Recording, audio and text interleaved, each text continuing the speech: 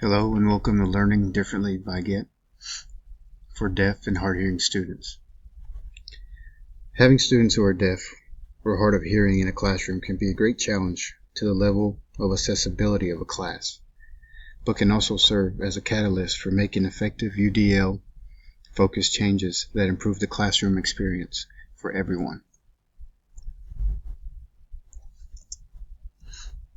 Some of the key topics for this PowerPoint are the key characteristics of deaf and hard-hearing students, what ASL means, barriers faced by deaf and hard-hearing students, and accommodations for deaf and hard-hearing students in the classroom.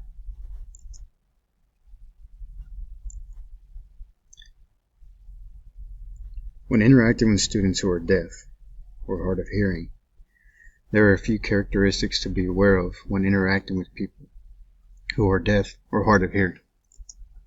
First, the level of usable hearing varies greatly from person to person.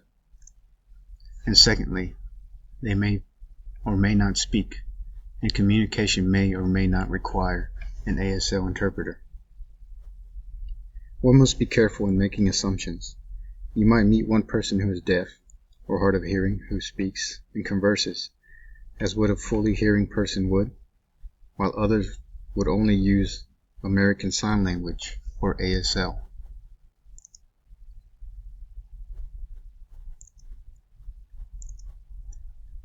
ASL, or American Sign Language, is a complete complex language that employs signs made by moving the hands combined with facial expressions and postures of the body that helps deaf or hard-hearing students communicate.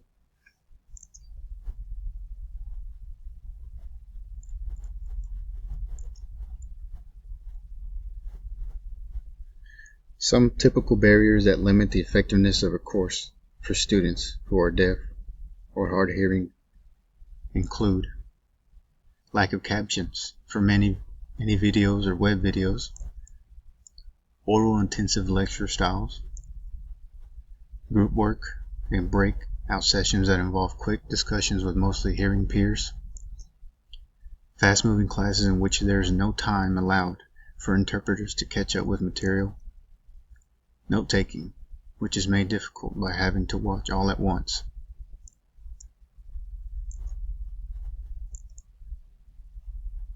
Some more barriers for deaf or hard-hearing students are intensive interactions, advanced courses with specific terminology of that class.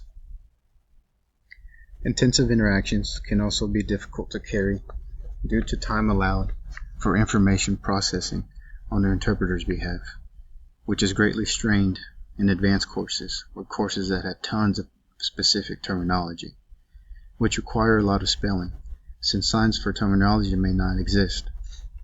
For example, ask an interpreter about the last time they had to interpret a math class with differential equations. It can be very challenging.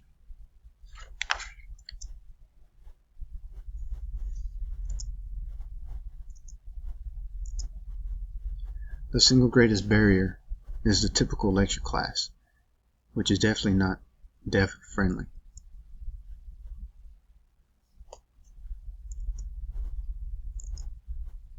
Some accommodations for lecture classes. Attract the attention of hearing impaired students before speaking with a cue, such as a tap on the shoulder or a wave. Face the person while talking. Try to avoid facing the chalkboard while speaking. Speak clearly and naturally without exaggerating of lips or volume. Avoid standing in front of a light source like a window. The glare from behind makes it difficult to read lips. Use visual media, especially overhead projectors or PowerPoints, as much as possible. They are effective tools.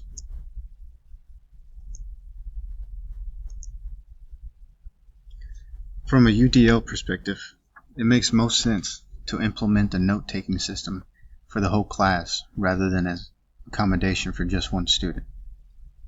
These notes can then be made available to the whole class, avoiding any stigma associated with getting extra help or the part of the student with identified need. Conclusions. Assumptions should not automatically be made about a hearing impaired student's ability to participate in a classroom setting. Some hearing impaired students will have enough residual hearing so that applications through hearing aids, earphones, public address systems, or personal interpreters will allow participation. It is also best to discuss with the student the requirements of a class and to determine if there are ways that the materials can be modified so the students can participate in what may become an exciting learning experience for all involved. Students who are deaf and hard of hearing shouldn't be disclosed from classrooms because of their impairment. Every student deserves a right to be given a free education and be part of an education or classroom. Accommodations are always at teachers' disposal to use so that everyone can be involved. In all, teachers should understand social, emotional impact of hearing loss, understand hearing loss levels, develop an empathy towards those with hearing loss, and understand academic implications. Thank you.